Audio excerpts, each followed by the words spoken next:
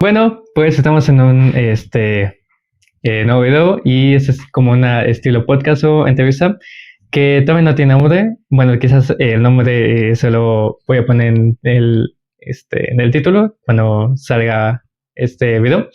Y bueno, para no perder más tiempo, pues este va a ser una esta entrevista para abordar temas de filosofía y comunicación. Y bueno, para eso, pues nuestro invitado hoy es un gran y mejor amigo de muchísimos años. Él es Sem Ansel, estudia filosofía y pues creo que va a ser bastante interesante porque sabe mucho de filosofía y puede dar mucho de qué hablar. Y bueno, y si está, bueno, que ¿Qué tal? Gracias, Chema, por haberme invitado. sí, Y pues precisamente es un espacio en el que pues vamos a hablar de varias preguntas y pues precisamente también para entretenernos, ¿no? exacto. Para, para debatir un poquito, conversar un poco de pues nuestras opiniones, de pues tanto lo que yo estoy estudiando como también pues tus propios pensamientos y pues igual lo que opina el público, ¿no? Exacto. También Bueno, el precisamente. público no participa, pero Bueno, puede no, o ver. sea, bueno, lo que pueden, sus pensamientos, ¿no? Sus Claro. propias conclusiones, ¿no? Sí, bueno, y bueno, en especial escogimos temas de comunicación y filosofía porque, bueno, como se llama el canal, Chema, yo me llamo Chema, y comunicación. Entonces yo, fue por eso, comunicación y filosofía, pues. Y bueno, sin ya más, detalles, pues empecemos. Y bueno, escogí esta primera pregunta porque en la plática anterior, tú me comentabas este concepto. Pero bueno, la primera tema que quiero hablar es sobre por qué se dice que el hombre es un animal político. Y creo que es una buena base para empezar con temas de comunicación y filosofía. Entonces, para empezar, o sea, ¿tú nos puedes decir por qué se dice que el hombre es un animal político? Claro, mira, empecemos por cómo es conocido este término, que es zoon politikon, proveniente del griego, del latín, también se le conoce de esa manera. ¿Y por qué se nos considera animales políticos, Ujú. no? O para empezar, ¿por qué se nos dice que también somos animales, no? Pues mira, como sabemos y como hemos visto alrededor de los años, ya no solo desde nuestra generación, incluso tiempo atrás, cómo nosotros como sociedad muchas veces estamos unidos, otras veces estamos muy dispersados, que incluso se han demostrado con los propios conflictos, que tenemos nuestras propias creencias, nuestros propios pensamientos, pero quiero adentrarme en esta parte política porque usualmente nosotros o la mayoría de jóvenes o incluso gente adulta que no está muy empapada en el tema de conceptos, tomamos a la política, lo redirigimos automáticamente a algo Sí, gubernamental. gobierno, Lo, gobierno. lo pasamos directamente a Sí, algo así, ¿no? O sea, exacto. y lo cual es un error, porque lo político es algo que viene desde mucho más atrás. No necesariamente por la antigüedad, sino más bien por el conocimiento o por cómo se debe de tomar el concepto. Porque mira, a pesar de que ahorita cuando escuchamos política lo dirigimos al gobierno, realmente no es así. La política o el animal político es directamente el ente o el ser que tiene la capacidad de ser sociable, Exacto. de entablar una comunicación, de entablar una relación con otro, con un tercero. No que directamente vayamos a algo gubernamental, Sí, sino lo más básico, como te lo dije, tanto el término, son politicón, al igual que su proveniencia es lo más básico de la capacidad de este ser para comunicarse, entablar una relación, una conversación con otro, lo social. Entonces, como humanidad se nos ha reconocido como animal político porque ¿qué es lo que nos caracteriza a nosotros como seres humanos? Que somos seres sociales, exactamente. que nos comunicamos, generamos comunidades. Esto lo vemos incluso en las redes sociales, ¿no? O sea, el simple hecho de que uno dice, yo quiero comunicar este mensaje a través de un post, no, un video, o sea, o incluso lo mismo que tú y yo estamos haciendo, estamos hablando, estamos debatiendo, esto ya sigue siendo una interacción entre tú y yo. O sea, al fin y al cabo, esto genera cierta, cierta política. No porque estemos hablando de algo Sí, gubernamental, no, porque estamos siendo animales que se relacionan entre ellos. Exacto. Y bueno, eso creo que pero lo hice, bueno, lo he leído, lo hice Aristóteles, si no me equivoco, o ¿de dónde sale? Que el animal es político viene, sí, desde Aristóteles, pero también es un término que ocupan otros filósofos que también lo inducen, tal vez desde una perspectiva muy diferente, pero también se es visto como algo que tenga que ver con sociedad. ¿Me explico? Los filósofos que conocemos, Platón, Nietzsche, Heidegger, Russell, Sócrates, Aristóteles, Gorgias, entre muchos otros, nunca abarcan al ser humano y sobre todo al término política como algo gubernamental, como algo del gobierno, jamás. Como sabemos, los propios griegos, Sócrates, Platón, Diógenes, vivían en la polis. La polis es lo que podemos decir como lo que ahorita podemos conocer como es nuestro municipio, ¿no? Nuestro estado, ¿no? Y en ningún momento se le toma como político a las reglas, ¿no? A la forma de vida que se tiene ahí, a las leyes que se producen, no, sino que el término político siempre lo es llevado hacia la sociedad, hacia la relación entre uno y otro. Exacto. Y bueno, comentaba porque que es una base, empecé con esto porque entre la base de la filosofía y comunicación, porque, o sea, tú lo has dicho, o sea, es más que evidente que la especie humana es meramente sociable. Y creo que este concepto, político, o sea, bueno, tomamos político, de esa perspectiva de socialidad. O sea, olvidemos ahorita del tema de política actual de gobiernos y países políticos, eso nada que ver. Pero lo que quiero llegar es que, pues es que el humano es sociable. O sea, y debe ser sociable principalmente para la supervivencia. O sea, si no es sociable, no puede sobrevivir. Claro, esto que acabas de mencionar es muy importante. Tan solo retomemos algo muy, muy esencial, la antropología filosófica, que es una rama de la propia filosofía, que nos habla de cómo nuestra relación con nuestros antepasados realmente es muy cercana y también cuál era la razón de esa sociabilidad entre ellos, que era precisamente sobrevivir, comunicarse para, como antes sabíamos, o sea, tal vez un mamut, una sola persona no podía enfrentarlo. O sea, tenían que haber un complot, tenía que haber una planeación para conseguir un bien general. Sí, exacto. Y eso es lo que también o sea, es colectivo. O sea, tiene hace esa necesidad de socialidad, de comunicación, para el colectivo y llega a un bien común, ¿no? Claro. O sea, digamos, si el humano es totalmente individual, o sea, pues, digamos, supongamos que puede sobrevivir, bueno, no fue sociable, dos. Tiene muy pocas probabilidades de sobrevivir o simplemente no sobrevivir. Pero a lo que quiero llegar es para, digamos, tomar esto en el pensamiento actual o en la sociedad actual, es que hay que recordar eso, o sea, que el hombre es un político, es decir, sociable para la supervivencia. Entonces, relacionado mal con la filosofía, si no me equivoco, te digo, no tengo muy presentes conceptos de filosofía, pero se dice que estamos viviendo en la época postmoderna, en la postmodernidad, ¿no? Y una de las características de la postmodernidad es la individualización, ¿no? Del humano. Entonces, si es individualización, pues ya no necesita del otro. O sea, digamos que la sexualidad se caracteriza por la individualización. O sea, que por sí mismo, digamos, se vale y que ya no necesita del otro. Pues completamente una tontería, una disparate. Y como tú mismo lo mencionaste, o sea, lo postmoderno, o sea, en la época en la que estamos, tanto los conceptos como las actitudes, comportamientos y conocimientos van cambiando, van evolucionando y precisamente, o sea, una persona usualmente decimos que es autosuficiente cuando se vale por sí misma, cuando puede generar su propio dinero, cuando puede tener su estabilidad de salud por sí mismo, etcétera, ¿no?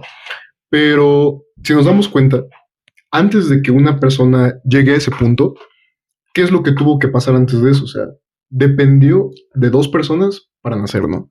Luego tuvo una crianza, ¿no? O sea, Sí. tuvo una casa, un techo, alguien que lo alimentara. O sea, digamos que el ser humano actual, que sea completamente individual e independiente, no es cierto. No existe. No existe. Se puede llegar a en algún momento dado porque tras el tiempo pasado, las experiencias, los conocimientos, llega un momento en el que este propio ser puede decir, yo me considero autosuficiente porque tengo esto, o hago esto, lo otro. Pero decir nacer siendo autosuficiente, no. No. No hay Ya, como tal. y ahorita que mencionas todo eso, me gusta esta frase de este filósofo francés, disculpen si lo pronuncio mal, Jean-Paul Sartre, masón, no, no sé cómo se pronuncia, pero esa frase de somos lo que hacemos, según yo así es, somos lo que hacemos con lo que hicieron nosotros, somos lo que hacemos con lo que hicieron nosotros, o sea, soy yo gracias a los otros, o sea, es correcto. Necesito a los otros para ser yo, ¿sabes? Para ser lo que soy, o para ser, soy lo que soy gracias a los otros, o sea, es a fuerzas, claro. Necesariamente necesitamos al otro. Y si necesitamos al otro, necesitamos la cooperación, la ayuda, la comunicación, claro, para formar y para expandir esto. Somos lo que hacemos con lo que hacen nosotros. Por ejemplo, en el caso de educación de las crianzas de los papás, pues, digamos, no llegamos al mundo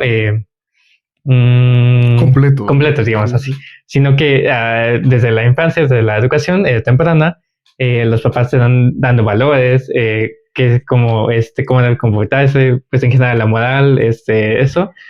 Y creo que lo más importante es el lenguaje, digamos. Vea videos, bueno, tengo la idea que pues el lenguaje es colectivo. O sea, bueno, claro, eso más que obvio, ¿no? Claro. Y pero ese lenguaje es gracias a este acuerdo de todos, un acuerdo social, para que nos podamos lograr comunicar. Pero claro, digamos, el lenguaje es creado para todos. Y digamos, pues digamos, se puede decir que no es mío, es de todos el lenguaje. Claro, y como lo dije anteriormente, retomando la antropología filosófica, ahí tenemos el lenguaje simbólico, que es es el lenguaje más rústico que tenemos, que es las pinturas, el simbolismo, el cómo se interpreta, y como tú lo mencionaste, es para todos, es un conocimiento que se adquiere para todos. O sea, una persona en ese momento puede dibujar, puede pintar algo y la otra persona lo va a reconocer porque no es algo que esté pensando de manera individual, es algo que está pensando de manera colectiva para dar un mensaje, para comunicar y así poder tener una organización. Bueno, exactamente. Exacto. Y bueno, ahorita no tengo muy presente conceptos más a profundidad, pero pues si tengo entendido y si no mal recuerdo, el término de la palabra comunicación viene sino creo que del latín, que es no me acuerdo muy bien, pero significa acción en común. O sea, ahí está más que obvio. O sea, una acción en común. O sea,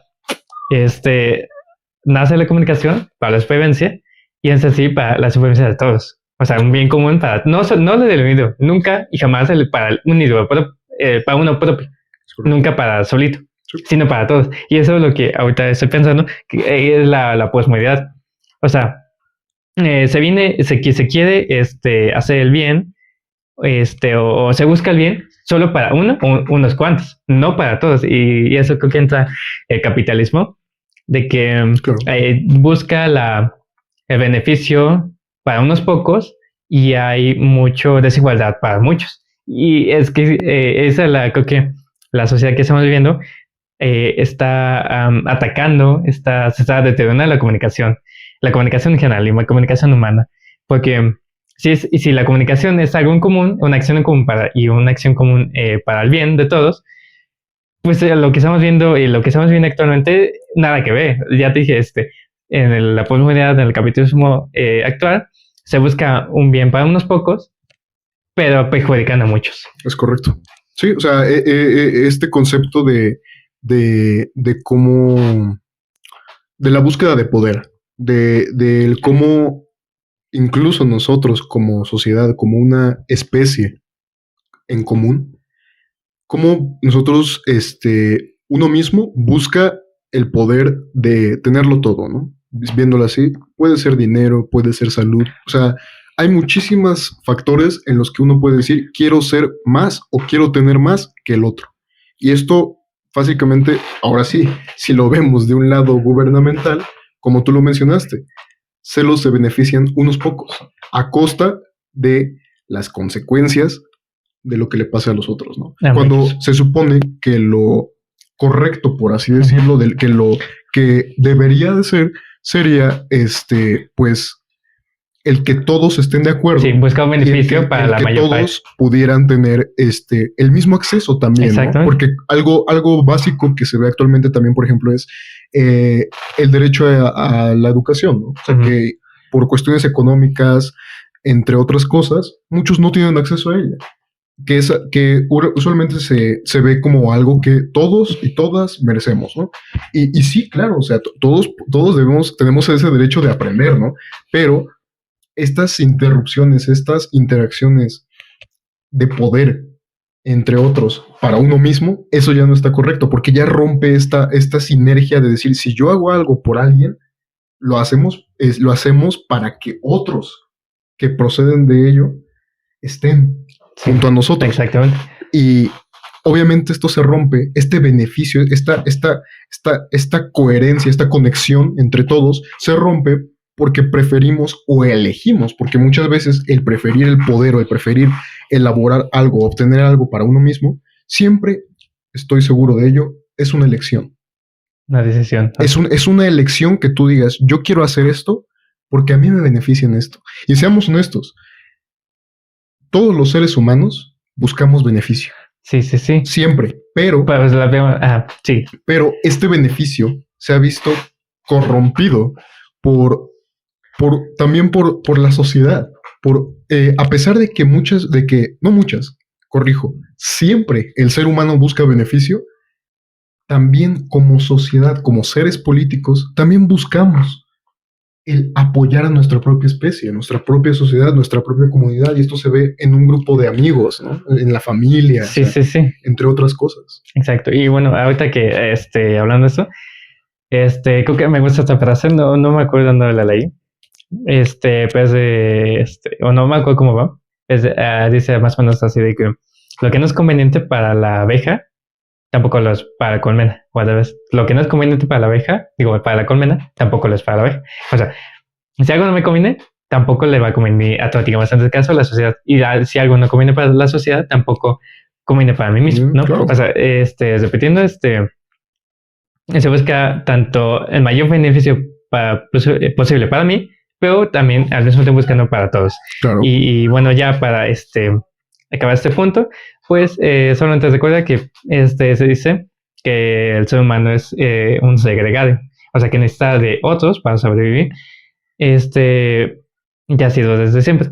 Pero bueno, creo que quisiera aquí hacer un último paréntesis. Te voy a citar dos frases con una versión completamente diferente de los seres humanos, por parte de Marco Aurelio y por parte de Rousseau. Rousseau dice, el ser humano es bueno por naturaleza. La sociedad es lo que lo corrompe. Uh-huh. Mientras que Marco Aurelio menciona que el ser humano es malo por naturaleza, pero la sociedad es lo que lo transforma. Que es un hincapié en cómo esta diferencia, en que podemos decir, como tú lo mencionaste, o sea, no se pueden hacer independiente, ¿no? Tampoco podemos asegurar de que una persona que busca su poder, digamos, es bueno o malo. O sea, este concepto de ver de estas opiniones completamente diferentes, ¿no? De cómo podemos opinar de que un ser humano siempre puede ser bueno y transformarse en malo, o cómo puede ser malo y transformarse en bueno. O sea, todo esto como sociedad también puede hacernos cambiar, o incluso también nos puede afectar más, que es lo que normalmente hacemos actualmente. Sí. Afectarnos entre nosotros mismos. Sí, lamentablemente es que más que evidente en esta sociedad actual, más que evidente.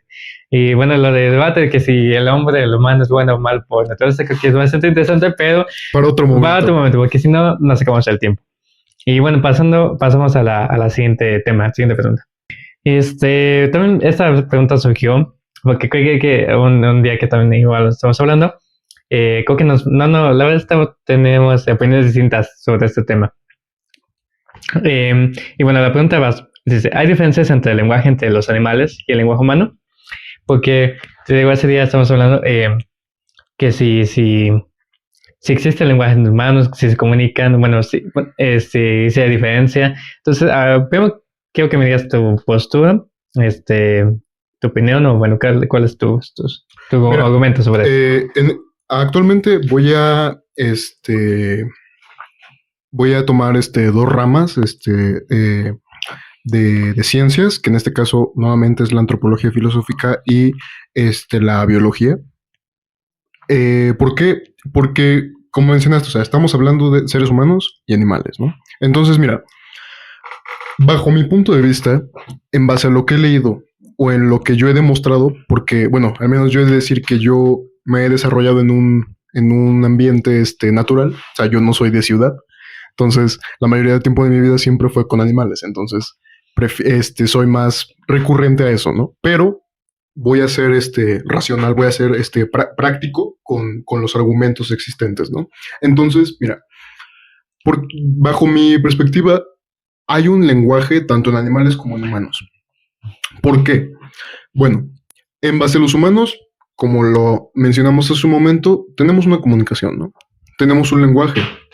Como sabemos, en México usamos groserías, usamos entre otras cosas, ¿no? Pero eso ya son la corrupción que nosotros mismos le damos al lenguaje, ¿no?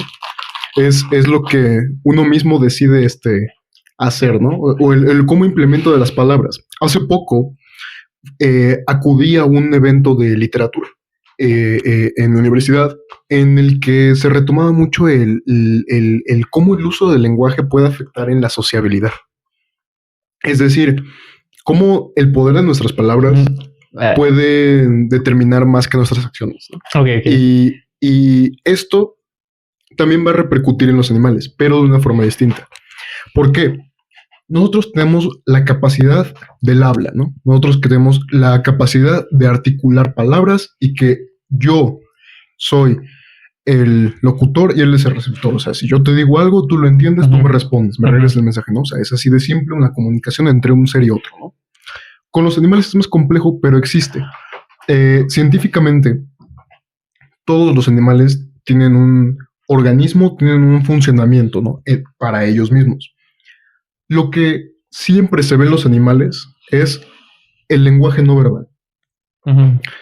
Un movimiento, una expresión de un animal siempre le da a entender algo al otro. Y no necesariamente hablemos de una especie en común. O sea, no hablemos de un león y una leona, ¿me explico? Que lo hay, pero hablemos de algo básico. O sea, un depredador y una presa. Sí. Te lo pongo básico. O sea, tal vez entre un león y una cebra, ¿no? Tanto las cebras como los leones tienen un lenguaje de comunicación para cazar ellos mismos y también las cebras para detectar que están siendo cazadas. Sí. ¿No? O sea, porque tienen esa conciencia de que están bajo peligro. Entonces, ese lenguaje no es presentado. No podríamos decir que existe de la misma manera que en el ser humano, pero está presente de una forma diferente y de una interpretación diferente en los animales, porque a pesar de que no tienen la capacidad de articular palabras, tienen la capacidad de realizar movimientos y esa colectividad que vuelvo a poner de ejemplo a las cebras, que en cuanto una cebra detecta al león, esta corre.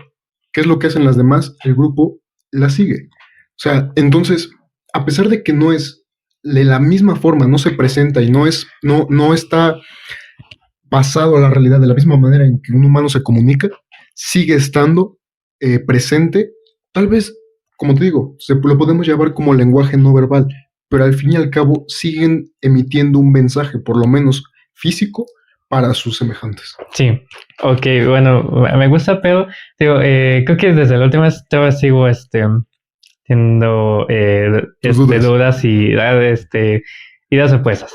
Miren, a ver, lo que yo pienso es que sí existe comunicación tanto en humanos como en animales, pero no lo mismo. El humano tiene la capacidad del habla, del lenguaje. tanto a nivel verbal y no verbal. Es decir, en el habla, lenguaje, articulado, las palabras.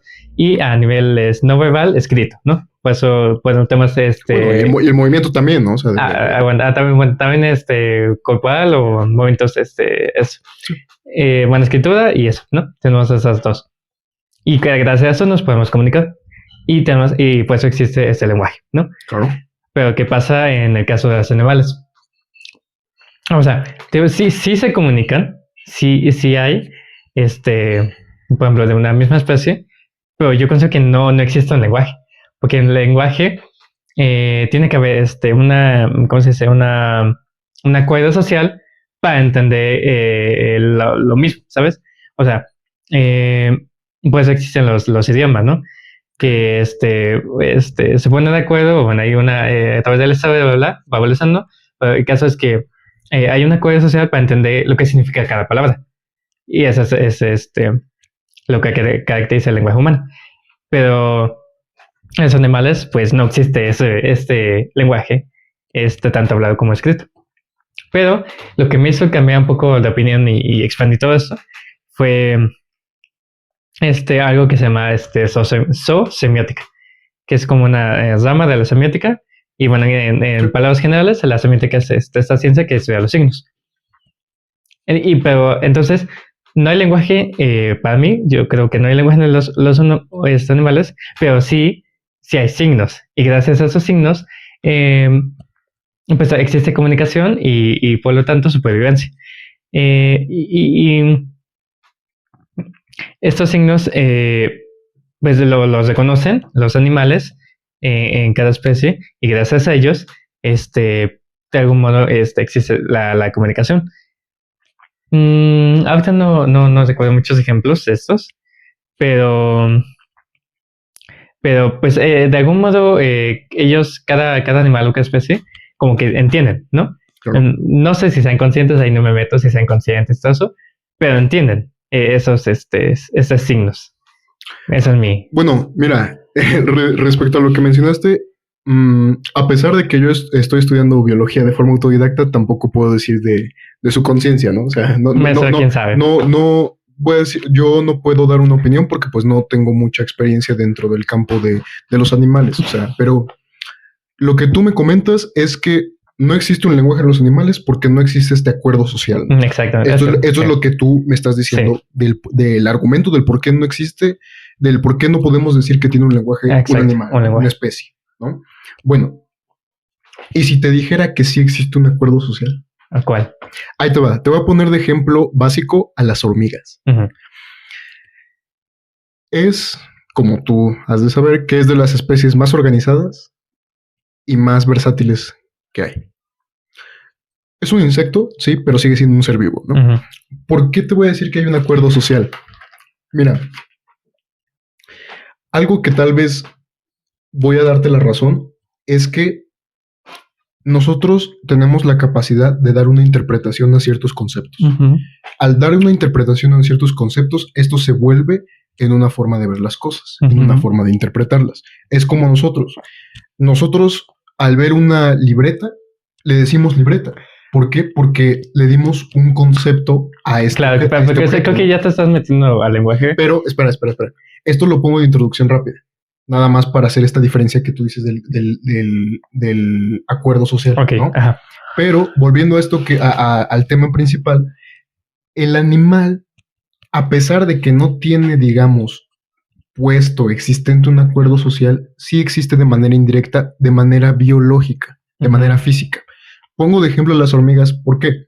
Bueno, las hormigas tienen esta jerarquía de la reina, guerreras y obreras. Uh-huh. ¿Ok? ¿Por qué uso a las hormigas de ejemplo?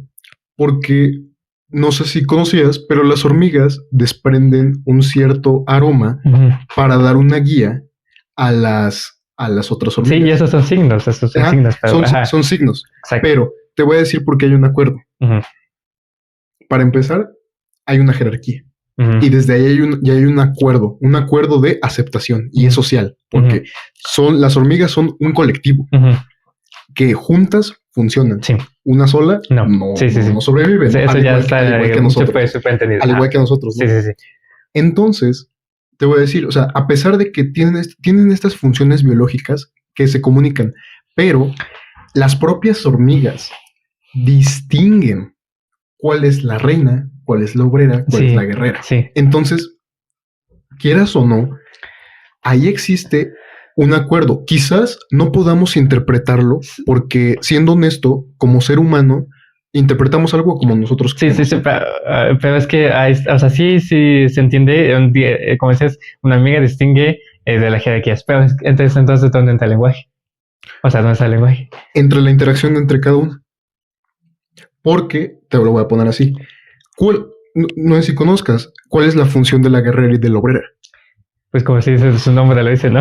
La obrera, pues, no se construye, se queda en la colmena y la otra, pues, sale afuera, ¿no? Te voy a poner algo conjunto, algo más sencillo. La obrera le da comida a la reina, mientras que las guerreras defienden a la reina, ¿no? Algo así básico.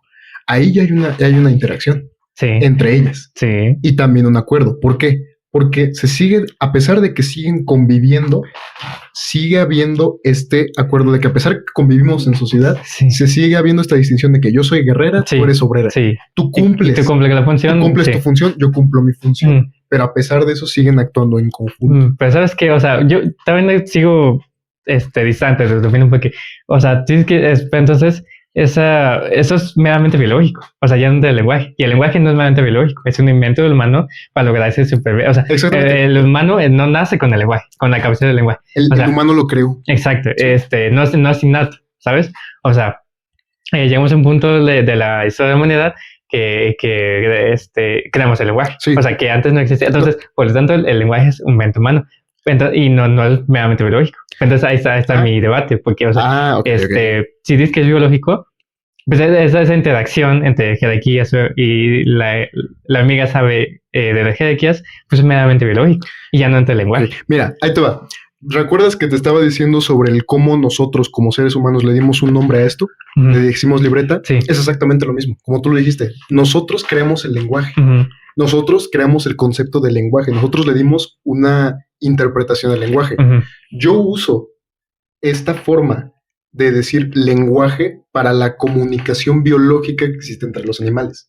Yo te doy la razón en decir, no existe un lenguaje en los animales porque como tal, ellos no crearon este término, no crearon este concepto, no le dieron una explicación de forma personal. Pero, al menos, como seres humanos, también podemos percibir. O sea, y nosotros, como hace rato lo mencionaste, a través del lenguaje, a través de la comunicación, podemos dar información, ¿no? O sea, y nosotros mismos cuando vemos un animal, ¿no? O sea, a veces decimos, mira ese perro, ¿no? Está rascando, se están peleando, ¿no?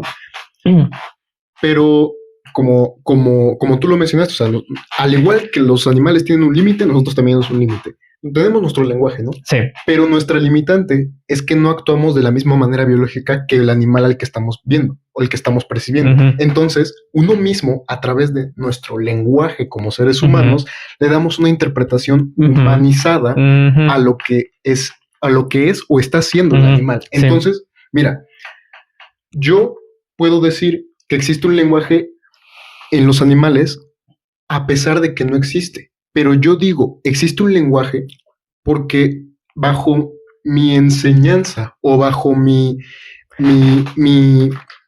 instrucción del lenguaje, bajo lo que a mí la sociedad me ha dicho que es el lenguaje, yo le doy esta interpretación porque no tengo una forma biológica de expresarlo como animal. ¿Me explico? Entonces, te doy la razón en que sí, no podemos llamar lenguaje a los animales, pero si te pones a pensar, es la única manera que el ser humano puede describir de manera entendible para otro ser humano que se comunican con los animales. No sé si me doy a entender. Creo que sí, es un poco, bueno, para mí complejo y amplio ese concepto, pero creo que sí lo voy a entender, pero todavía no coincido mucho. Pero entrando, a ver, al tema del lenguaje, o sea, creo que todos usamos el lenguaje y todo eso, pero creo que, o sea, es importante saber qué es y todo eso. Entonces, a ver, me gusta este concepto o frase que dice, el lenguaje le da sentido al mundo, pero al mismo tiempo empobrece la realidad. O sea, y ya dijimos, el humano, Completamente de acuerdo. el lenguaje fue inventado humano para una mejor comunicación, ¿no? Porque antes sí se comunicaban, pero gracias al lenguaje hubo una mejor comunicación, ¿no? Pero a ver, ¿qué quiere decir eso? O sea, el lenguaje le da sentido al mundo, como tú les has dicho. O sea, gracias al lenguaje le damos un nombre, nominamos a cosas de la realidad, ¿no? Es o sea, y no solo cosas, sino no solo tangibles, sino intangibles, ¿no? Bueno, lo más obvio es tangible, ¿no? Esto es libreta, esto es pingüino. Bueno, esa cosa, ese peluche, la vamos a llamar pingüino. ¿Por qué? Porque un pingüino tiene esta forma. Y, sí. Y esta cosa que tiene hojas y así, la vamos a llamar libreta, ¿no? Y le damos un nombre, ¿no? Correcto. Y también cosas intangibles. Esta, digamos, por ejemplo, la temperatura. Esta sensación de temperatura elevada la vamos a llamar calor. Y esta sensación de temperatura inferior o vamos a llamar frío, ¿no? Eso es tangible, ¿no? Correcto. Y también emociones, ¿no? Correcto. Así tristeza, ¿no? Exacto. Correcto. Le damos un nombre, ¿no? Correcto. Ya. Pero, y eso mejora nuestra forma de comunicación, ¿no? Es correcto. Pero, dice, al mismo tiempo empobrece la realidad. O sea, porque la realidad es tan amplia, tan compleja, tan rica, que para poder comunicarnos, porque vivimos en la realidad, ¿no? En realidad, en el término más amplio posible, en la realidad. La realidad, la existencia. Exacto, muy amplio, ¿no? Sí. Pero para podernos explicarla o describirla, ocupamos el lenguaje. Pero si ocupamos el lenguaje, empobrece la realidad. O sea, digo, tan amplia. O sea, ¿cómo podemos describir, explicar la realidad con una palabra? O sea, tan amplio y tan diversa que es la realidad y solo como es una palabra, ¿sabes? O sea, digamos, por ejemplo, palabras básicas como, no sé, hola, casa, carro, entre otros. auto, alegría, que eso es básico. Pero aún así empobrece la realidad. Pero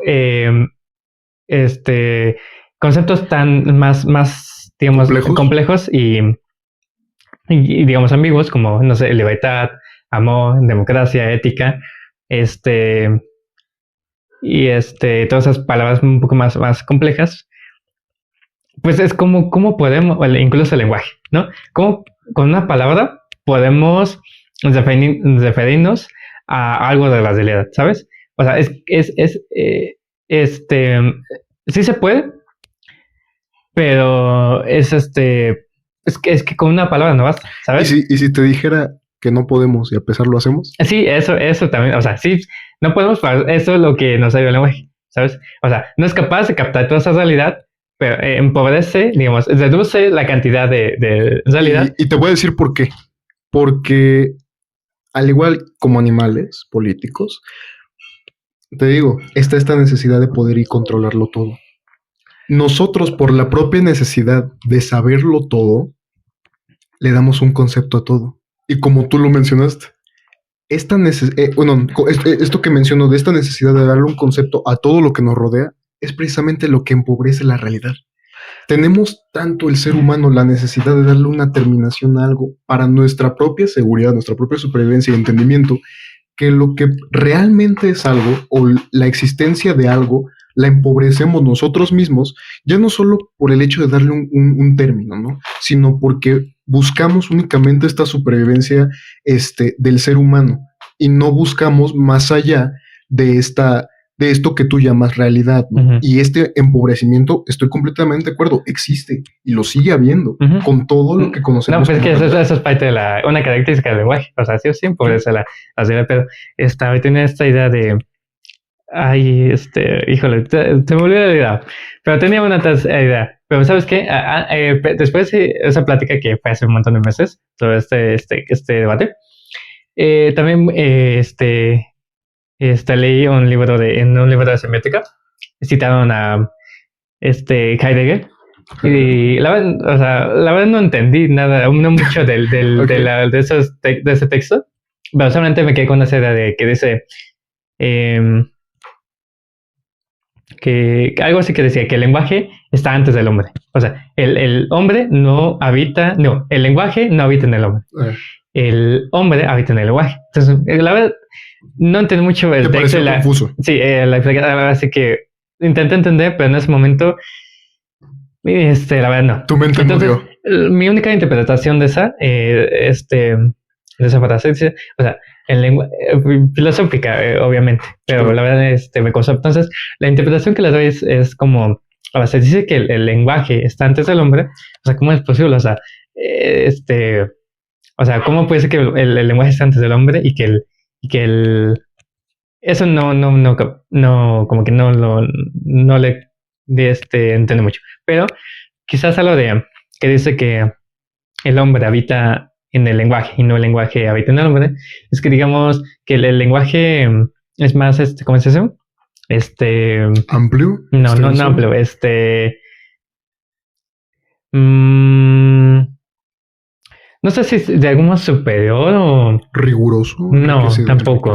Pero de algún modo el lenguaje, creo que sí, a ver, esa es mi interpretación, ¿verdad? ¿Quién sabe si es así?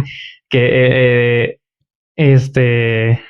que el lenguaje está para el humano. No, perdón, el hombre está para el lenguaje, no el lenguaje está para el humano. O sea, que decir, el lenguaje no es nada el hombre, no es nada el hombre, ¿sabes? No es nada.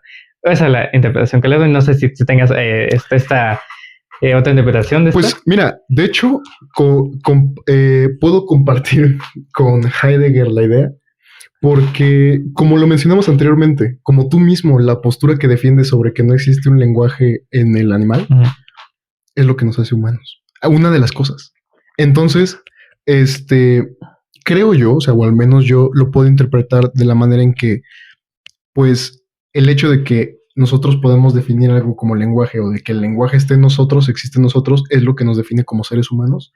Quizá sí sea, pero al menos creo yo que no es todo lo que nos hace definirnos como humanos. No, completamente. Yo creo que tal vez sí, es una parte de lo que nos hace definirnos como humanos, pero no la totalidad. No, exactamente, coincido. O sea, no solo el lenguaje, no, solo es... podríamos decir que es una parte. Sí, o sea, no solo es que el lenguaje nos humanice o que somos humanos. O sea, hay un montón de cosas más que nos hace humanos. O sea, no solo es el lenguaje, o sea, es un factor, pero no lo es todo. Es correcto. Exacto.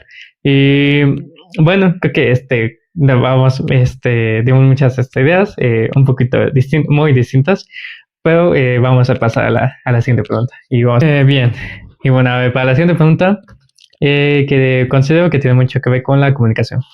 Bueno, ¿qué es la moral y la ética y cómo afectan en la comunicación?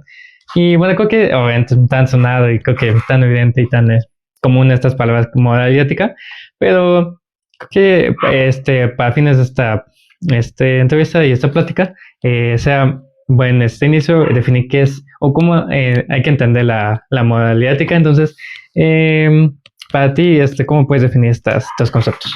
Mira, ahí te va. Para mí tampoco es sencillo porque aún no lo termino de entender y no creo terminarlo de entender jamás, porque son conceptos muy abstractos y también muy complejos que cambian entre las personas y las comunidades. Pero podríamos decir que la definición más aceptada entre ética y moral es: la ética es la aceptación de leyes o normas dentro de una sociedad, mientras que la moral es la introspección, el cuestionamiento de las mismas normas para determinar si estas son buenas o malas.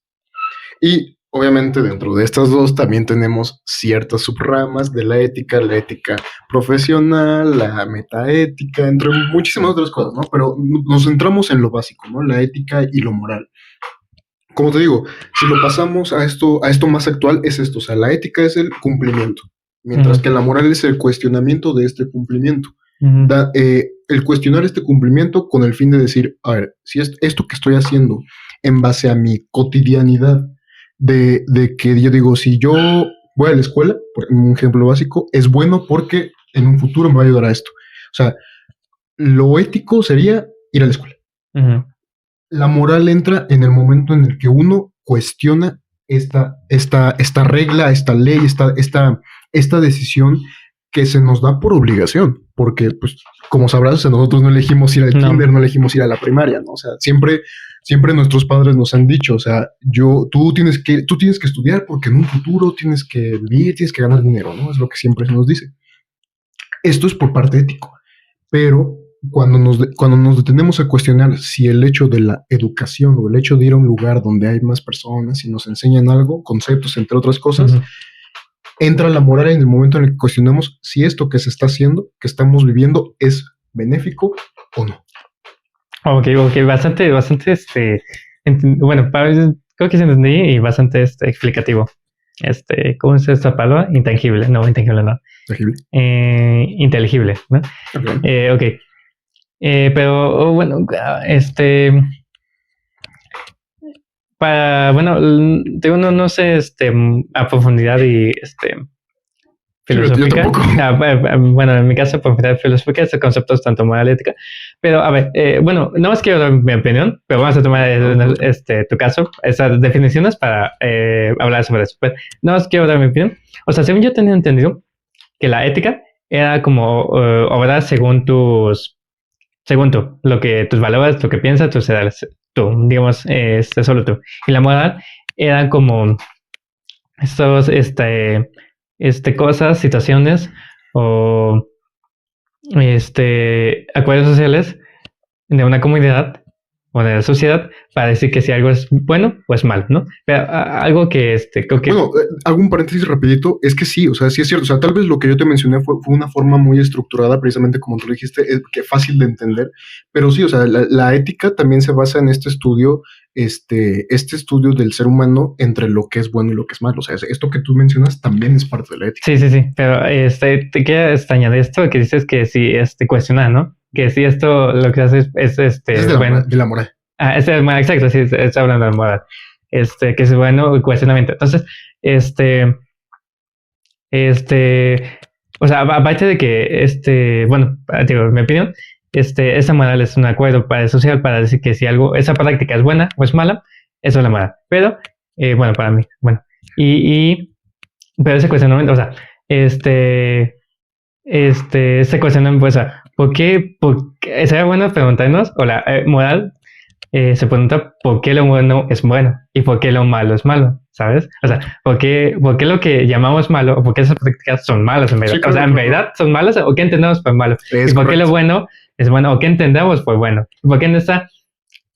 Y ahí entra la moral, ¿no? Porque, digamos, según yo, no existe una moral universal. O sea, no puede existir. No. O sea, puede ser, distintas, naciones, países, la moral es distinta. Sí, no, Por lo no, tanto, las cosas buenas y malas pueden cambiar de un lugar a otro, ¿sabes?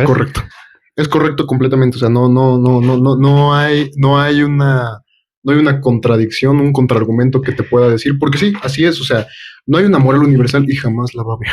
Porque, como tú lo mencionaste, según la comunidad, el lugar en el que nos encontremos, costumbres, etnias, tradiciones, todo eso, todo lo que hay en el entorno influye en cómo se toma esta parte ética. Porque, o sea, en ética siempre hay, ¿no? O sea, y también es de forma diferente, pero no hay una moral universal, porque precisamente, incluso de forma individual, entre tú y yo te puedo decir que matar es malo, ¿no? Y tú me puedes decir, no, yo creo que matar es bueno.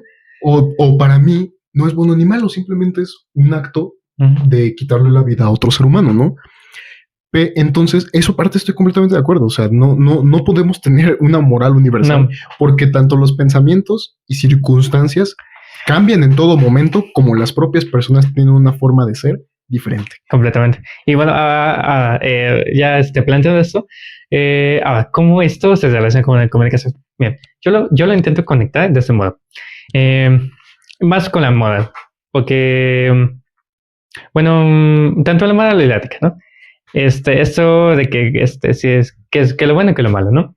Entonces, ¿qué es bueno y qué es malo? ¿Qué es malo, no? ¿Por qué, no? O sea, como ya dijimos, no puede existir una moral universal.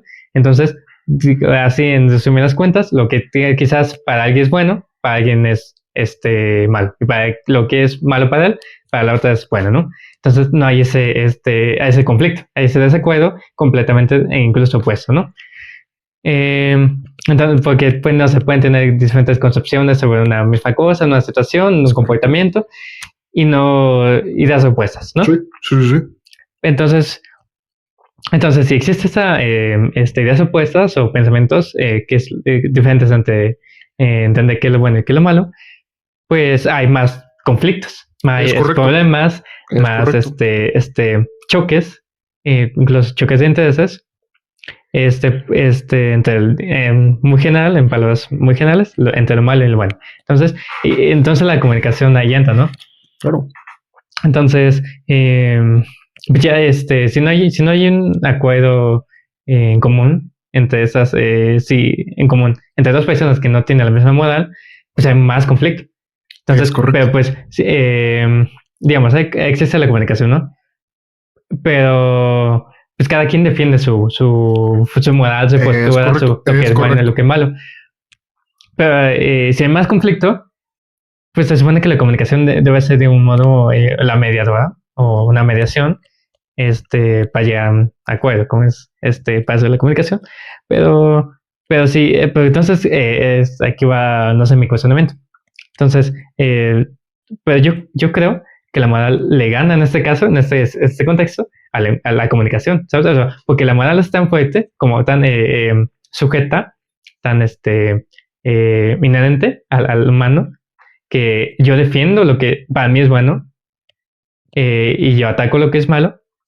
Entonces, aunque exista la comunicación, va a ganar la moral o sea, está en primer lugar la moral o la ética antes que la comunicación. Estoy completamente de acuerdo. O sea, no tengo un contraargumento por lo que dices, porque yo también estoy totalmente de acuerdo. Que por desgracia, esto de que nuestra moral esté por encima de nuestra comunicación es culpa de nosotros mismos. Porque nuestra propia necesidad de defender lo que pensamos bajo nuestras experiencias del crecimiento, porque obviamente nosotros creamos nuestra moral a través de los años, de nuestros entendimientos, nuestras experiencias. Y completamente de acuerdo contigo. O sea, la moral, nuestra moral, siempre va a estar por encima de lo que podemos debatir en un cuestionamiento. O sea, podemos a través de la comunicación llegar a un acuerdo. Siempre la moral va a estar por encima. Y como tanto tú como yo y como otras personas lo han visto, o sea, esta precisa falta de comunicación en todo, incluso un ejemplo básico en las relaciones sociales, en las relaciones de pareja, esta falta de comunicación y la preferencia de defender sus propias actitudes y lo que hacen, ¿qué es lo que hace? Descompone todo. Uh-huh. Y esto pasa lo mismo en la sociedad. O sea, el hecho de que uno defienda lo que cree que es bueno o es malo, entre otras cosas, en lugar de tal vez hacer esto, ¿no? O sea, una comunicación, uh-huh. Una práctica que no confundamos el hecho de que uno tiene un pensamiento y otro, y el hecho de debatir signifique un ataque hacia lo que piensa el otro. No, para nada. O sea, el hecho de que dos personas conversen sobre dos posturas diferentes o temas diferentes no es algo negativo, al contrario, es algo enriquecedor para la otra persona. Por desgracia, la mayoría de las personas lo que hace es discutir, no debatir. Uh-huh. Entonces, aquí entra la comunicación. Si tenemos una comunicación asertiva, obviamente el debate va a ser positivo, va a ser completamente tranquilo. De acuerdo. Si tenemos una comunicación no asertiva, lo que creamos es conflicto, lo que creamos es problemas, diferencias, y obviamente, por ende, creamos hostilidad con tal de la necesidad de nosotros defender lo que nosotros exactamente, completamente. Mira, también quiero agregar más. Ajá. Yo creo que, o sea, que es muy aceptable y entendible que cada quien defienda su moral, su postura sobre las cosas que es bueno y mal. Es completamente entendible y creo que así es, ¿no? Incluso normalizado. Normal, ¿no? Lo más natural posible. Y está bien. Entonces, creo que lo que se debe hacer es defender tu moral, tu postura, pero sin atacar a la otra, ¿sabes? Sin de algún modo decir que la mía es la mejor y la que gana y la tuya es la que es mala, ¿no? Eso es completamente una idea tonta. Lo que para eso existe. Para eso existe y para eso se debe ocupar la comunicación. No para atacar, no para decir que lo mío es mejor y lo tuyo no. Eso no, o sea, la comunicación es para llegar a un acuerdo. En este caso, por ejemplo, tú tienes ideas opuestas o diferentes a las mías, pero no por eso voy a decir que... Nos vamos a atacar. Tú defiendes las tuyas sobre las mías, pero no es una que de ataque o una idea superior. Que ojo, o sea, aquí también entra este punto de este egocentrismo de uno mismo, o sea, el ego de uno de decir, es que son mis ideas y lo mío es lo correcto. Sí, siempre, eso. ¿no? O sea, entonces, si yo no tuviera la capacidad de abrirme a tus conocimientos, a tus opiniones, esto no se podría hacer. Sí, no, para Porque nada. a pesar de que yo diga, no, es que me estoy abriendo a escuchar lo que tú me dices, si yo continuara con mi ego y diciendo, no, lo mismo correcto, esto no podría ser posible. Imposible. O sea, y lo mismo la realidad. O sea, digo, y bueno, unas cositas, pero ya se me olvidó. O sea, y esto, creo que también podemos incluir la dialéctica, o sea, claro, esas dos, pone dos ideas opuestas para formar una nueva, ¿sabes? Entonces, sí, uno tiene, en la mayoría de casos o siempre, está, receptivo, ¿no? No solo quedarse con tus ideas o con mis ideas, ¿no? Sino habito el debate, la escucha de opiniones diferentes a la suya, ¿sabes? Y gracias a esta, digamos, en este caso, yo te doy mi postura, tú la tuya, y de ahí podemos llegar a otra, una conclusión, un acuerdo, ¿no? Y ahí está la dialéctica. Y no todo lo opuesto de atacar o decir que eso es lo mío es mejor, lo tuyo es mejor. Es imposible, ¿sabes? Entonces, creo que ahí está, esa es la relación que yo encuentro entre la comunicación y la moda. Completamente, o sea, entre la ética, moral y comunicación está esa completa relación. Que por desgracia los seres humanos hemos saboteado mucho este complot, ya es pues nuestra culpa, ¿no? Y uno mismo, aunque quiera corregir esta ignorancia de decirte, el hecho de que te abras a conocer otras posturas no es menos para ti, no, al contrario, es más para ti. Exactamente. Pero pues obviamente, o sea, nosotros podemos pensar esto, pero pues la sociedad es enorme, entonces sí, los pensamientos y costumbres y todo eso no lo podemos cambiar, pero al menos sí podemos tener esta ventaja de conocimiento, de entendimiento a la hora de nosotros poder tener una comunicación asertiva, no solo entre tú y yo, sino con otras personas, que es lo que hace enriquecer nuestras propias experiencias, nuestro propio conocimiento, incluso la propia convivencia, el crear amistades, relaciones sociales. O sea, sí, ya, bueno, creo que ya de modo de conclusión, yo creo que a nivel más allá, bueno, principalmente personal y nivel individual, se puede decir, pues sí que hay que aplicar eso, ¿no? De esa comunicación de defender tus posturas, tu idea, lo que crees, pero al mismo tiempo escuchar al otro, o sea, sin decir que es bueno, malo o mejor, o sin prejuicios, ¿sabes? Entonces creo que eso es lo que se debe hacer actualmente en esta sociedad, sí, que hay de todo. Y ya, o sea, bueno, no voy a entrar más en debate, no voy a entrar más en explicaciones, pero algo básico que pues los oyentes pueden acudir para precisamente basarnos en esto de la comunicación, son los axiomas de la comunicación, o sea, que es algo muy básico, que pues obviamente no sé si tú ya los hayas visto, pero pues nosotros desde en secundario o en prepa se nos enseña, ¿no? O sea, obviamente pues nos dicen memorízatelo, pero pues obviamente ustedes como oyentes o que tal vez no estén estudiando comunicación, esos axiomas son las leyes básicas o los conceptos básicos que se dicen para una buena comunicación. El más básico, no puede haber una comunicación si no hay dos. Así de sencillo. Uh-huh. Bueno, creo que ha sido no simplemente una idea más. Creo que hoy más que nunca debemos preocuparnos por mejorar en esta comunicación, en este caso interpersonal. Porque creo que cada vez, como ya habíamos hablado al inicio, esta sociedad, época postmoderna, está atacando, está acabando con la comunicación, ¿no? Comunicación humana. Entonces, creo que debe haber mucho más preocupación en esta sociedad actual para saber comunicarse de mejor manera, ¿sabes? Porque esta sociedad gobernada y dominada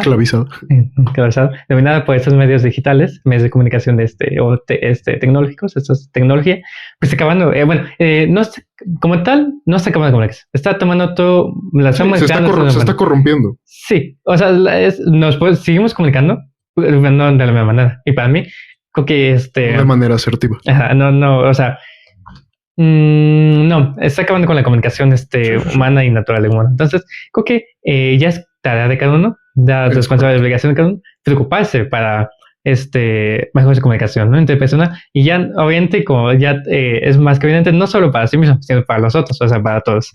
Y bueno, ya con esto pasamos a la siguiente pregunta. Bueno, y ya como última pregunta, Y ya último tema para acabar con este video es el humano es un ser racional o irracional y cómo influye en la comunicación humana.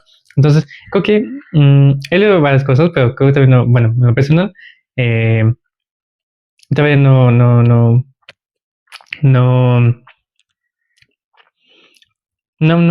sé si hay más o qué domina más, lo racional, las decisiones racionales del humano o irracional, o bueno, para empezar, ¿qué es lo racional y irracional y si es el humano, sí?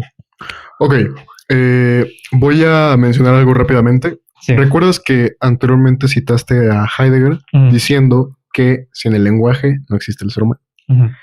Esto también, sin lo racional e irracional, tampoco existe el ser humano. También es una parte que nos componen como seres humanos. Quizás lo sabías, quizás no, pero sí quisiera mencionarlo. ¿Por qué? Ahora voy con las definiciones. ¿Qué es la racionalidad? La mayoría de nosotros conocemos un acto racional, ¿no? Que es, como el nombre indica, el uso de la razón. ¿Qué es la razón? Exacto. Obviamente, la razón implica nuestra conciencia. Es decir, la realización de actos que, bajo nuestro propio pensamiento, sabemos que tiene una posible consecuencia.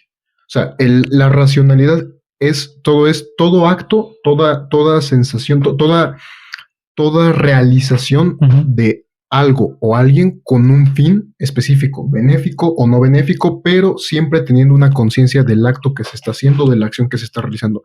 Al contrario de la irracionalidad. Lo irracional proviene igual el uso de la mente, pero con la diferencia de que aquí no ocupamos un pensamiento propio, sino que usamos más algo introspectivo, es decir, nuestras propias emociones y sentimientos, nuestro sentir. Es decir, la toma de decisiones, los pensares o las sensaciones a través de nuestras propias emociones o sentidos. Es decir, lo racional es algo más práctico, que podemos decir que somos conscientes, mientras que lo irracional es algo más que podríamos llamar instintivo. Es algo más que hacemos sin pensar, o es algo que hacemos en el momento, pero que no pensamos o no somos conscientes de las consecuencias que puede traer en un futuro, porque usamos una parte de nosotros más instintiva que lo racional, que es algo que nosotros traemos ya pensando, o sea, que nosotros ya reflexionamos sobre esto que vamos a hacer y lo llevamos a cabo. Por eso menciono que es algo también más práctico. Entonces, o sea, para definirlo en pocas palabras, lo racional es algo práctico que nosotros llevamos a cabo a través de la reflexión, mientras que lo irracional es algo más instintivo y natural, que es algo más automático. Exactamente, y creo que eso, ampliando lo racional, yo diría, ampliando esto un poquito más, es más calmado, más con tiempo, y lo racional es más inmediato. ¿Sabes? Es correcto. Digámoslo pues, racional, más tiempo de espera, y lo irracional es inmediato. La inmediatez. Exactamente. Entonces creo que, poniendo un ejemplo, o poniendo esto para que tenga un ejemplo, pues yo creo que cuando nos gana, estamos en un estado de emoción tan grande, emoción me refiero a sentimientos tan que nos consumen, que no sé, el enojo, tanto positivo como negativo, enojo, alegría, tristeza, sorpresa, y otras emociones. O sea, en ese momento quizás cuando sentimos eso tan fuerte y nos domina esa emoción, también domina la irracionalidad, ¿sabes? O sea, la racionalidad se pone en segundo plano y la irracional se pone en primer plano. Digamos, por ejemplo, puede ser que cuando estamos enojados, pero sumamente enojados, en la mayoría de los casos, solemos actuar o solemos tomar decisiones irracionales, que no pensamos en las consecuencias, que solo actuamos inmediatamente por la emoción, por ese momento que nos sentimos, y dejamos de lado esa toma de decisiones racionales. Y lo opuesto, digamos, si tenemos tiempo, si pensamos sobre tomar una decisión a futuro, digamos, empleamos mal la racionalidad para contemplar esta reflexión, introspección, para analizar cuáles son las posibles consecuencias de esa decisión. Mira, te doy la razón por completo y me gustaría agregar esta parte que se menciona de la inmediatez y el tiempo de pensamiento. Me gustaría agregar que la racionalidad es de forma consciente y la irracionalidad es de forma inconsciente. Ojo, he de decir que tanto lo racional como lo irracional no es malo. Ninguna de las dos son malas. Usualmente podemos decir que la irracionalidad es algo negativo porque tomamos algo de manera inmediata, hacemos algo, pensamos algo de manera inmediata sin medir las consecuencias. Pero debemos ser conscientes de que esa es la naturalidad del ser humano, su propia supervivencia. Entonces, eso no está mal. Lo que está mal es esa irracionalidad no volverla racional. Porque ahora aquí te va. Como tú lo mencionaste, o sea, lo racional o un acto racional es tomar el tiempo, el pensar, el ser coherente con lo que vamos a hacer, sabiendo las posibles consecuencias y beneficios que podemos tener a algo. Mientras que lo racional es algo que se produce en el momento por la circunstancia. Quiero poner aquí un ejemplo muy básico, que es las relaciones de pareja. O sea, que es de los mejores temas en los que se puede incluir lo racional y lo irracional. ¿Por qué? Como sabemos, una pareja es un conjunto de dos personas con un sentimiento, pero también con una razón. ¿Por qué incluyo sentimiento y razón? Porque aquí es donde entra la irracionalidad y lo racional. En una pareja siempre hay disconformidades y discusiones. Muchas veces nosotros, dentro de una relación de pareja, ¿qué es lo que hacemos? Pelear, ¿sí? Pero como lo dijimos anteriormente, se requiere de la comunicación. Y esta comunicación, el saber cómo nos estamos comunicando, es un acto racional. ¿Qué es lo irracional? Como por ejemplo, alguna discusión tonta, ¿no? Algo que no tendría sentido por el que discutir, pero reaccionamos de una manera agresiva o de una manera, dramática, ¿no? Entonces, esto trae consecuencias. Y en el momento, podríamos que en una relación de pareja, el hombre, o la mujer incluso también, que le grite al otro. Y ¿qué hace? Le rompe sus sentimientos y empieza a llorar. Pero no sé si tú has llegado a ver, o al menos yo lo que he estudiado de forma autodidacta de psicología, es cuando uno da una reacción negativa a otro, mayormente es regresar esa acción negativa de forma irracional. Pero muchas veces es lo contrario. Cuando alguien da una reacción negativa, la otra persona se entra en un estado de sumisión. ¿Qué es lo que pasa en este momento? La persona llora, la persona se siente mal. ¿Y qué es lo que pasa? No es hasta que este sentimiento irracional pasa que la persona se da cuenta de lo que hizo y qué es lo que suele hacer, pedir disculpas. Okay. Decir, yo no quería hacer esto, o no era mi intención, estaba molesto, ¿no? Justificarlo. Que, te soy honesto, al menos creo que la justificación no es el mejor método para atestiguar lo que hizo. ¿Por qué? Porque esta necesidad, como te lo dije anteriormente, de formalizar, de decir, es que esto es lo que yo digo es lo que es. Y de aquí nadie me mueve, ¿no? Está ahí, ¿no? Pero para que lo racional e irracional tenga una balanza, tenga un equilibrio, depende de uno mismo. Y te voy a decir por qué. Al menos, por mi parte, entra aquí el autocontrol. De la forma racional, incluso en la forma racional, también a veces podemos tomar acciones o ideas que no son las correctas necesariamente, o que no nos pueden traer las mejores consecuencias, ¿no? Pero también el irracional muchas veces depende de nosotros mismos, de este autocontrol de que a pesar de que nuestras emociones nos impulsen a hacer algo, tomar este momento de detención, de un freno total y de cuestionar y de pensar realmente lo que se está haciendo y de las consecuencias y más con otra persona. O sea, sí. Si nosotros podemos tomar una decisión de mala, ¿no? O sea, de decir, o sea, yo voy a robar o algo así porque quiero dinero para comprarme algo, ¿no? Ahí si pasa una consecuencia es tu culpa y hasta ahí. O sea, el daño es para ti. Sí.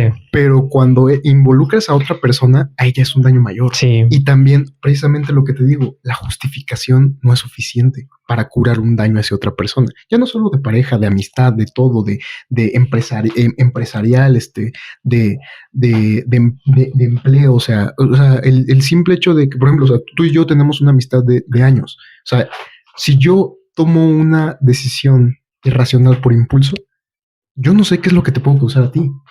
Y a pesar de que tengamos mucha amistad, tú también vas a reaccionar de una manera, Sí. vas a pensar de una manera, y eso puede corromper muchas cosas. O sea, el tiempo y las circunstancias, sí, pueden afectar a las reacciones de unos, pero también depende de nuestro propio autocontrol de decidir si yo estoy pensando de esta manera, si yo estoy pensando hacer esto, o si yo estoy por hacer esto. Porque también ese momento de insensatez, el simple hecho de querer golpear a alguien, no, si nos detenemos y decimos, ¿por qué voy a hacer esto? O sea, a ver, un momento. Antes de hacer esto, a ver. O sea, este momento de mediación con uno mismo, de decir, ¿realmente es correcto lo que estoy haciendo? ¿O solo me estoy dejando llevar por la irracionalidad, por el sentimiento, por la emoción? Me estoy dejando controlar. ¿Ok? Sí, bueno, creo que dice una bastante explicaciones y ejemplos que bastante claros y coherentes. Y bueno, ahí se me fue la idea. Hombre, creo que lo de la sí, es racionalidad. Creo que más que teórico, creo que debe ser más práctico, más pragmático, de algún modo. Sí. Y bueno, soy completamente de acuerdo con lo que acabas de decir, pero quiero quedar un poco más. A ver, lo de ser racional y irracional es completamente humano y no podemos cambiar eso ya está de base, ¿no?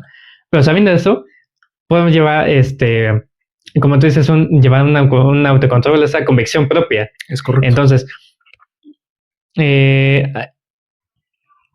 cuando se toman actos irracionales, pues ya dijimos es inmediato, ¿no? Y comúnmente o mayormente por la emoción, ¿no? Pero digamos, en un caso, después de que se haya tomado esa decisión o esa acción irracional, quizás lo más común es que al momento después, se pida o se diga una justificación por parte del quien cometió eso, ¿no? Es correcto. Pero creo que no es suficiente. O sea, y creo que la justificación para mí, yo creo que es innecesaria, porque ya lo hiciste y eso fue de forma inconsciente. Inconsciente y racional, ¿no? Es correcto. Entonces, pero ahí se debe de aplicar la convicción propia, ¿sabes? Se debe y eso creo que se practica, ¿saben?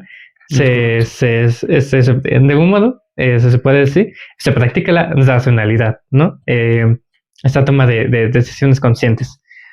Y creo que con eso, o sea, si eso quizás podemos ampliarlo a la psicología, que si podemos practicar, gestionar nuestras emociones, tomar control sobre tu persona, sobre tus decisiones, pensamientos incluso, pues puedes, digamos, cometer menos decisiones irracionales, tomar menos, en general, tomar menos decisiones equivocadas, ¿no? Y esto con la comunicación, pues, como dices, ¿no? Quizás en una discusión de pareja o algo similar, pues, es cuando gana la irracionalidad, pues puede cometer cualquier hombre como mujer a un acto negativo con consecuencias mayores, ¿no? Pero si se aplica la racionalidad, pues se puede prevenir y evitar estos conflictos, ¿no? Es correcto. Y ahí está la idea. Mira, quisiera mencionar esto precisamente justo con lo que acabas de decir, esta parte de prevenir. Como tal no se puede prevenir, pero sí se puede minimizar. Te voy a decir por qué. Y algo muy importante es, quiero citar a dos autores, Gorgias y Diógenes. Dos antiguos exponentes de la filosofía. Por un lado tenemos a Diógenes, una persona que era bastante minimalista. Austera, humilde, que era muy espontánea. Uh-huh. Y no necesariamente que fuera de pocos bienes porque no pudiera hacer. No, porque no quería. No quería, exactamente. una de las, una de las, ay, ¿cómo decirlo?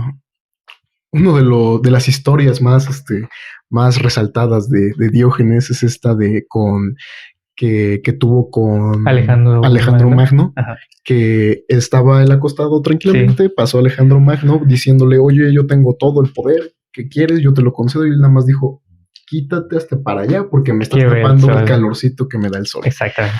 Y por otro lado también tenemos a Gorgias, que era, por decirle de una manera vulgar, que era el maestro del engaño.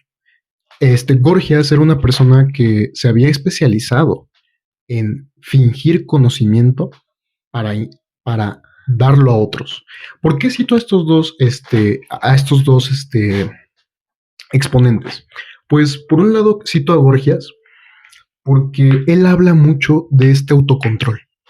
No necesariamente desde un punto de vista racional y irracional, sino más de las consecuencias que puede traer el ser autocontrolable para uno mismo y para otros, ¿no?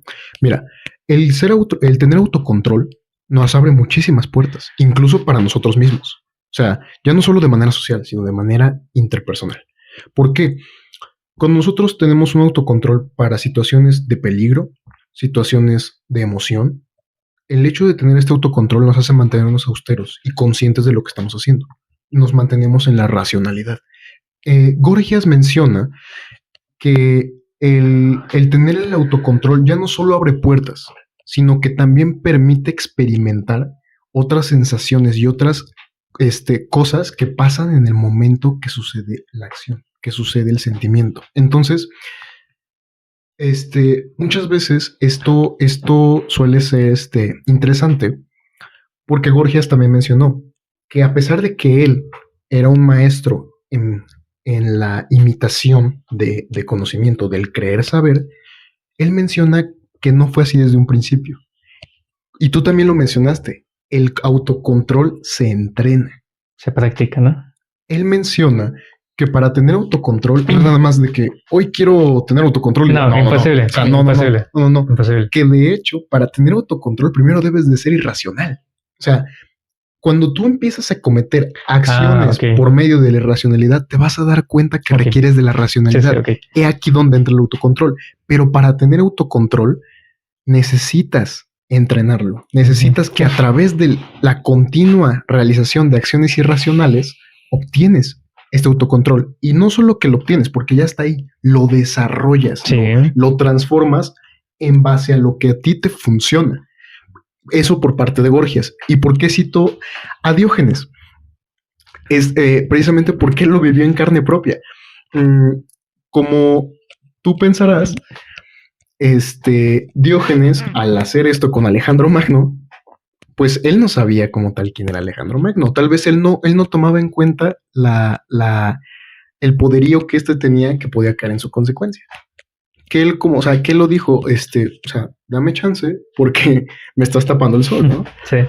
Pero lo cito a él porque él mencionaba mucho, y como lo dije anteriormente, él era alguien muy espontáneo. Y no necesariamente que ser espontáneo signifique ser automático e inconsciente, no, sino que él con el tiempo precisamente aprendió a ser racional por medio de la irracionalidad. O sea, para poder tener una racionalidad coherente se requiere de ser irracional en ciertos momentos. Entonces, también la racionalidad entra en la comunicación, en el uso del lenguaje. Porque si tú no eres consciente, no eres razonable con qué palabras estás usando para dirigirte a otro, puedes traer ciertas consecuencias. O sea, y de hecho, se menciona en los libros de Diógenes, en ciertos escritos, que él precisamente entendió, a veces a la buena, a veces a la mala, sobre lo irracional y lo racional, de cómo esta transformación de autocontrol, de cómo ya tomaba en cuenta lo que mencionaba.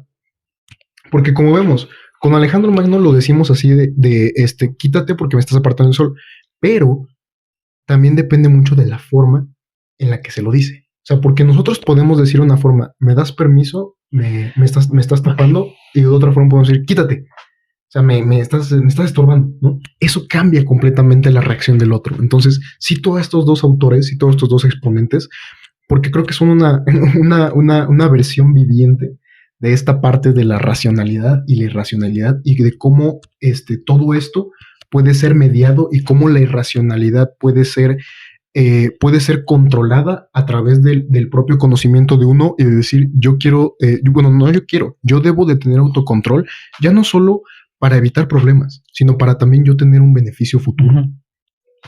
Completamente de acuerdo. Y bueno, así, o sea, quiero seguir agregando. Creo que quiero llevar más guiarla más a la comunicación todo esto. Porque, más que bueno, principalmente obviamente de la comunicación, ¿no? Pero como un deber, creo que un deber actual es practicar eso, ¿no? Esa convicción propia para manejar o controlar mayormente la irracionalidad. Digo, o sea, llevándolo más a la psicología, no sé, desconozco mucho, pero creo que con la ayuda de la psicología cada uno puede ayudarse para tomar más que tomar control, ser consciente de esta irracionalidad. Porque, por ejemplo, hay algo que se llama distracciones cognitivas, así se llaman. Sí. Y esos son pensamientos irracionales. Son pensamientos irracionales que son inmediatos, que tu mente crea, pero sin base en un fundamento, sin evidencia. Solamente son pensamientos irracionales que solo llegan, solamente que no, obviamente no son racionales, pero esos pensamientos irracionales, como son inmediatos, el mayor de los casos, te los crees. Y como mencionas precisamente, o sea, de por medio de la psicología, un exponente completamente destacable, Albert Ellis, un psicólogo que fue el exponente del creador de la teoría del sentimiento cognitivo-conductual, que era precisamente esta teoría de cómo este uso del lenguaje como del control de uno puede afectar a esta razón y la irracionalidad. O sea, cómo estos dos conceptos están inertes en uno, sí, pero cómo también uno mismo puede tener el control en ambos. Exacto. Cómo puede darle un mejor uso a la racionalidad y a la irracionalidad. O sea, Albert Ellis es un psicólogo bastante, como les digo, bastante representativo, porque fue el creador de esto, de lo cognitivo, del sentimiento cognitivo-conductual, y que habla precisamente de esta racionalidad e irracionalidad. Entonces, por si lo quieren checar, es bastante bueno referente a esto precisamente que se habla de la racionalidad y irracionalidad. Y la verdad estoy bastante de acuerdo con él, o sea, de que realmente sí podemos tener este control sobre nosotros mismos, que a pesar de que está en nosotros, como mencioné hace rato con lo que mencionaba de Heidegger, a pesar de que si en el lenguaje no somos seres humanos, también, si lo racional y irracional tampoco somos seres humanos. Completamente. Pero, al igual que con el lenguaje y con lo racional e irracional, de uno depende tener una buena comunicación por medio del lenguaje y un buen autocontrol con lo racional y lo irracional. Sí. Porque a pesar de que digamos que lo irracional es lo instintivo, también hay que tener cuidado con la racionalidad, porque a veces, aunque estemos conscientes de ciertas decisiones, también debemos de tener un autocontrol a la hora de realizar ciertas decisiones, porque podemos decir, yo quiero lograr esto y hacer esto, pero muchas veces no tomamos en cuenta las consecuencias que tenemos. Entonces, tanto para lo racional como lo racional debemos de tener este autocontrol. Ok, bueno, ya no, creo que acabo con mi idea que estaba diciendo de los pensamientos. Bueno, esos pensamientos son inmediatos si te los crees. Y esos pensamientos llevan como consecuencia tomas de decisiones irracionales que afectan mayormente en la comunicación y la sociabilidad, ¿no? Entonces, primero hay que ser conscientes cuando se tienen ese tipo de pensamientos. Ser conscientes, analizarlos, para no tomar esos tipos de decisiones inmediatas, sino analizarlos, contemplar que no tienen evidencia fundamentada para pensar ese tipo de pensamientos y en base a eso tomar una mejor decisión. Bueno, pero ahí es un tema más extenso, pero si quieren investigar esas que se llaman disociaciones cognitivas. Para otro video dejaremos ciertos temas que ahorita tocamos, como lo del ser humano, la ética, la moral y esto de lo conductual para otro día. Son temas bastante extensos. Sí, que dejan para buen debate y contenido. Exacto, creo que aquí no. O sea, todo lo podemos, pero más tiempo. Y bueno, ahí las ideas. Y creo que un buen, hablando desde la filosofía, creo que hablando de esto de irracional y de comunicación, creo que una buena ayuda o lectura incluso sea la de la filosofía del estoicismo, ¿no? Que dice que, bueno, tengo entendido que el fin mayor, el propósito o la máxima es la impetuosidad del alma, ¿no? La de no ceder a estímulos o cosas externas y no perturbar la paz interior de la paz, lo entero de cada quien, ¿no? Entonces, por ejemplo, en muchas situaciones nos dejamos llevar por lo externo, ¿no? Que alguna situación que nos hace enojar, que nos hace sentir mal, muy molestos, y permitimos que eso exterior influya en nosotros de tal potencial, de tal gravedad, que tomamos e incluso llegamos a tomar decisiones irracionales. Entonces, lo que hace el estoicismo, o lo que se puede ayudar, es no dejar, bueno, que nos agrave o que nos influencie mucho, porque o sea, es inevitable que algo exterior nos haga sentir mal. Eso es inevitable, o sea, no lo puedes evitar. Claro. Pasa algo y ya te sientes mal. Lo que sí puedes prevenir, controlar y tener convicción propia en ti es cómo tú lo modulas, cómo tú lo controlas, cómo tú lo gestionas. Eso sí lo que puedes controlar. Lo que dice el estoicismo, hay cosas que no puedes controlar y otras que sí. Entonces, lo que no puedes controlar es causa exterior que te cause algún mal o alguna emoción o sentimiento. Eso no lo puedes controlar. Pero lo que sí puedes controlar es cómo te hace sentir eso. Y como estamos hablando ahorita, puedes controlar eso para no llegar a tomar decisiones irracionales y tomar una mejor decisiones. Y ya así, enfatizándolo en la comunicación, pues en el diálogo, en la comunicación, en el día a día cotidiano, tenemos pláticas interpersonales con más gente, ¿no? Obviamente, pero puede haber estas situaciones, momentos que nos lleguen incluso a llegar tanto pensamientos como decisiones irracionales. Pero eso es totalmente inevitable. Digamos, entendemos eso, que es totalmente inevitable. Pero aquí viene la cuestión, es que nosotros podemos tener la responsabilidad o la libertad incluso de que no se dé a esa irracionalidad. Eso ya es cada quien, responsabilidad de cada quien, para que no, en este caso, en el diálogo de uno a uno, no caer en esas situaciones a causa de la irracionalidad, para no afectar al otro, al prójimo, al interlocutor, y tomar una mejor comunicación. Entonces, creo que es totalmente práctico todo eso, pero ya depende de cada quien. Y creo que ya no es para finalizar, este tema de que sea otro tema para dialogar, de que si en verdad uno puede cambiar o no puede cambiar, así en temas, en palabras generales. O sea, en verdad el humano quiere cambiar o no quiere cambiar o no puede cambiar, pero creo que si el humano puede o no quiere. No quiere, ¿sabes? De hecho, precisamente para finalizar, ahorita el que mencionaste precisamente sobre del estoicismo, pues es una idea bastante, siendo honesto, es una idea bastante vaga. O sea, sí es un buen concepto, pero también el estoicismo, más que una forma de actuar, es una forma de vida. Pero, te digo, o sea, obviamente sí se puede aplicar, ¿no? O sea, aunque a día de hoy ser estoicista, bueno, hay muchos... Bueno, hay un debate y otro. Debate entre eso, ¿no? Sí. Pero, por ejemplo, si a ustedes les interesa, pues, bueno, voy a citar a dos personas. Si ustedes, gustan saber un poquito más respecto a qué es el estoicismo, 100% les puedo recomendar a Zenón de Sitio. Es el exponente de que fundó las bases del estoicismo. Y si quieren